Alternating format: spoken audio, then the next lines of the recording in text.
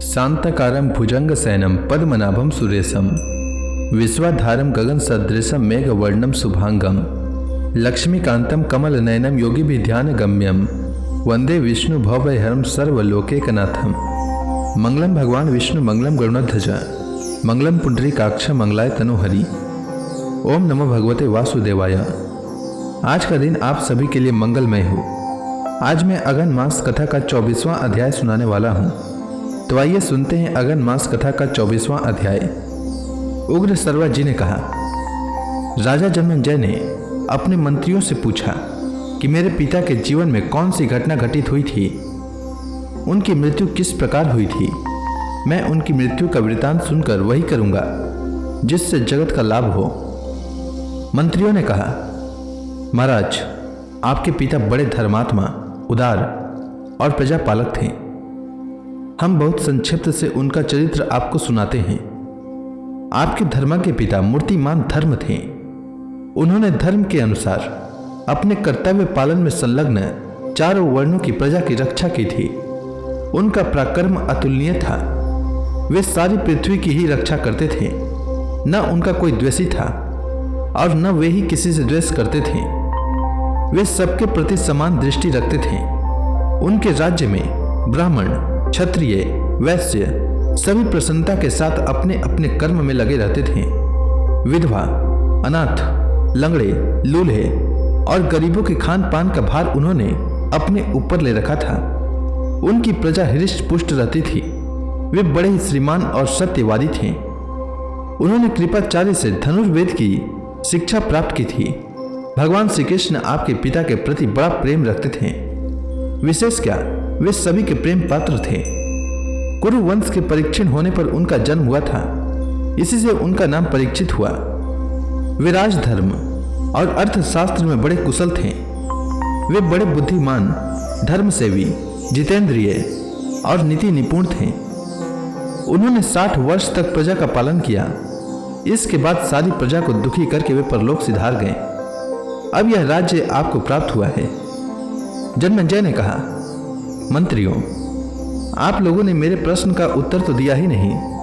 हमारे वंश के सभी राजा अपने पूर्वजों के सदाचार का ध्यान रखकर प्रजा के हितैषी और प्रिय होते आए हैं। मैं तो अपने पिता की मृत्यु का कारण जानना चाहता हूं। मंत्रियों ने कहा, महाराज, आपके प्रजापालक पिता महाराज पांडु की तरह ही शिकार के प्रेमी थे। उन्होंने सारा राज्य कार्य हम लोगों पर छोड़ रखा था। एक बार वे शिकार खेलने के लिए वन में गए हुए थे। उन्होंने बाण से एक हिरन को मारा और उसके भागने पर उसका पीछा किया। वे अकेले ही पैदल बहुत दूर तक वन में हिरन को ढूंढते हुए चले गए, परंतु उसे पा नहीं सके। वे 60 वर्ष के हो चुके थे, इसलिए थक गए और उन्हें भूख भी लग गई। उसी समय उन्हें एक मुनि का दर्शन हुआ। वे मौनी थे। उन्होंने उन्हीं से प्रश्न किया, परंतु वे कुछ नहीं बोले। उस समय राजा भूखे और थके मांदे थे, इसलिए मुनि को कुछ न बोलते देखकर क्रोधित हो गए। उन्होंने यह नहीं जाना कि ये मौनी है, इसलिए उनका तिरस्कार करने के लिए धनुष की नोक से मरा सांप उठाकर उनके कंधे पर डाल दिया। मौनी मुनि ने राजा के इस कृत्य पर भला बुरा कुछ नहीं कहा। वे चुपचाप शांत भाव से बैठे रहे। राजा ज्यों के त्यों वहां से उल्टे पांव राजधानी में लौट आए। मौनी ऋषि समीक के पुत्र का नाम था श्रृंगी। वह बड़ा तेजस्वी और शक्तिशाली थे। जब महातेजस्वी श्रृंगी ने अपने सखा के मुख से यह बात सुनी कि राजा परीक्षित ने मौन और निश्चल अवस्था में मेरे पिता का तिरस्कार किया है, तो वह क्रोध से आग बबूला हो गए। उसने हाथ में जल लेकर आपके पिता परीक्षित को शाप दिया। जिसने मेरे निरपराध पिता के कंधे पर मरा हुआ सांप डाल दिया, उस दुष्ट को तक्षक ना क्रोध करके अपने विष से 7 दिन के भीतर ही जला देगा। लोग मेरी तपस्या का बल देखें। इस प्रकार शाप देकर श्रृंगी अपने पिता के पास गया और सारी बात का सुनाई। समीक मुनि ने यह सब सुनकर अच्छा नहीं समझा तथा आपके पिता के पास आकर अपने सिलवान एवं गुणी शिष्य गौरमुख को भेजा। गौरमुख ने आकर आपके पिता से कहा, हमारे गुरुदेव ने आपके लिए यह संदेश भेजा है कि राजन, मेरे पुत्र ने आपको शाप दे दिया है। आप सावधान हो जाएं। तक्षक अपने विष से 7 दिन के भीतर ही आपको जला देगा। आपके पिता सावधान हो गए। 7वें दिन जब तक्षक आ रहा था, तब उसने कश्यप नामक ब्राह्मण को देखा। उसने पूछा, ब्राह्मण देवता, आप इतनी शीघ्रता से कहाँ जा रहे हैं और क्या करना चाहते हैं? कश्यप ने कहा, जहां आज राजा परीक्षित को तक्षक सांप जलाएगा वहीं जा रहा हूं। मैं उन्हें तुरंत जीवित कर दूंगा। मेरे पहुंच जाने पर तो सर्प उन्हें जला भी नहीं सकेगा। तक्षक ने कहा, मैं ही तक्षक हूं। आप मेरे डसने के बाद उस राजा को क्यों जीवित करना चाहते हैं? मेरी शक्ति देखिए, मेरे डसने के बाद आप उसे जीवित नहीं कर सकेंगे। यह कहकर तक्षक ने एक वृक्ष को डस लिया। उसी क्षण वह वृक्ष जलकर खाक हो गया। कश्यप ब्राह्मण ने अपनी विद्या के बल से उस वृक्ष को उसी समय हरा भरा कर दिया। अब तक्षक ब्राह्मण देवता को प्रलोभन देने लगा। उसने कहा, जो चाहो मुझसे ले लो। ब्राह्मण ने कहा, मैं तो धन के लिए वहां जा रहा हूं। तक्षक ने कहा, तुम उस राजा से जितना धन लेना चाहते हो मुझसे ले लो और यहीं से लौट जाओ। तक्षक के ऐसा कहने पर कश्यप मुनि मुंह मांगा धन लेकर लौट गए। उसके बाद तक्षक छल से आया और उसने आपके महल में बैठे एवं सावधान धार्मिक पिता को विष की आग से भस्म कर दिया। तदंतर आपका राज्याभिषेक संपन्न हुआ। यह कथा बड़ी दुखद है, फिर भी आपकी आज्ञा से हमने यह सब सुना दिया है। तक्षक ने आपके पिता को डसा है और उतंक ऋषि को भी बहुत परेशान किया है। आप जैसा उचित समझे करें। जन्मेजय ने कहा, मंत्रियों, तक्षक के डसने से वृक्ष का राख की ढेरी हो जाना और फिर उसका हरा भरा हो जाना बड़े आश्चर्य की बात है। यह बात आप लोगों से किसने कही? अवश्य ही तक्षक ने बड़ा अनर्थ किया। यदि वह ब्राह्मण को धन देकर न लौटा देता तो कश्यप मेरे पिता को भी जीवित कर देते। अच्छा, मैं उसको इसका दंड दूंगा। पहले आप लोग इस कथा का मूल तो बताइए। मंत्रियों ने कहा, महाराज, तक्षक ने जिस वृक्ष को डसा था उस पर पहले से ही एक मनुष्य सूखी लकड़ियों के लिए चढ़ा हुआ था। यह बात तक्षक और कश्यप दोनों में से किसी को मालूम न थी। तक्षक के डसने पर वृक्ष के साथ मनुष्य भी भस्म हो गया था। कश्यप के मंत्र प्रभाव से वृक्ष के साथ वह भी जीवित हो गया। तक्षक और कश्यप की बातचीत उसी ने सुनी थी और वहां से आकर हम लोगों को सूचित की थी। अब आप हम लोगों का देखा सुना जानकर जो उचित हो कीजिए। उग्र सरवा जी ने कहा, सौनक आदि ऋषियों, अपने पिता की मृत्यु का इतिहास जानकर जन्मेजय जी को बड़ा दुख हुआ। वे क्रुद्ध होकर हाथ से हाथ मलने लगे। शोक के कारण उनकी लंबी और गर्म सांसें चलने लगी। आंखें आंसुओं से भर गई। वे दुख, शोक तथा क्रोध से भरकर आंसू बहाते हुए शास्त्रोक्त विधि से हाथ में जल लेकर बोले, मेरे पिता किस प्रकार स्वर्गवासी हुए यह बात मैंने विस्तार के साथ सुन ली है। जिसके कारण मेरे पिता की मृत्यु हुई है उस दुरात्मा तक्षक से बदला लेने का मैंने पक्का निश्चय कर लिया है। उसने स्वयं मेरे पिता का नाश किया है।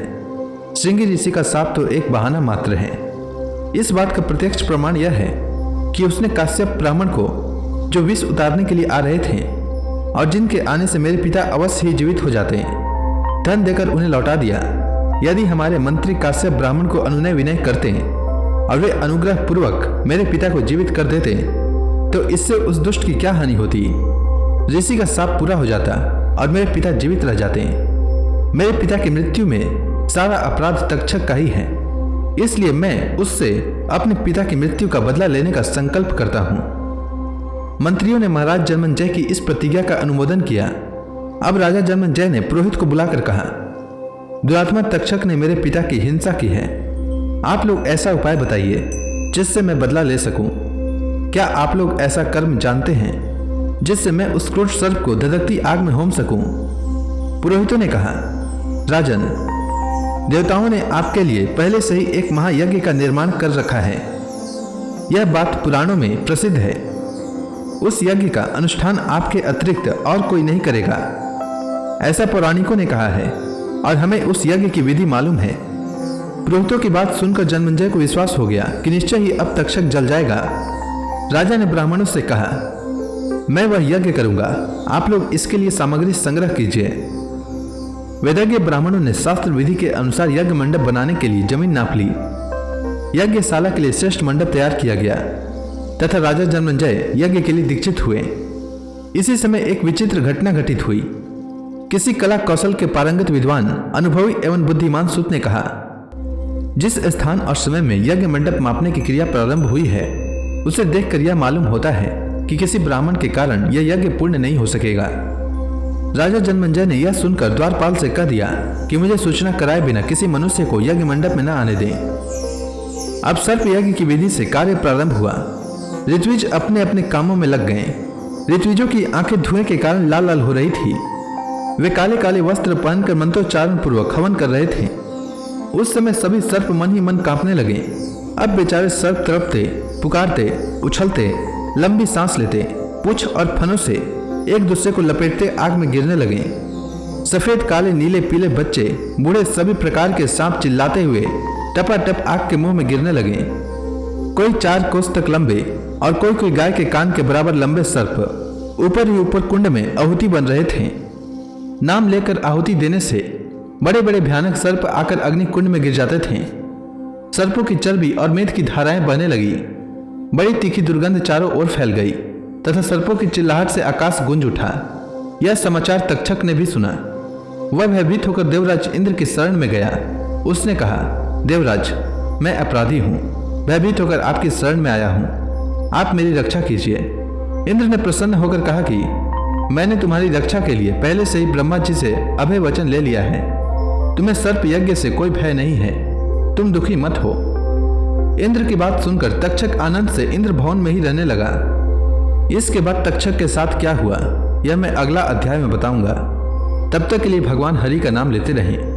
तो प्रेम से बोली भगवान श्री कृष्ण की जय, विष्णु भगवान की जय, लक्ष्मी माता की जय, तुलसी माता की जय, समस्त देवी देवताओं की जय।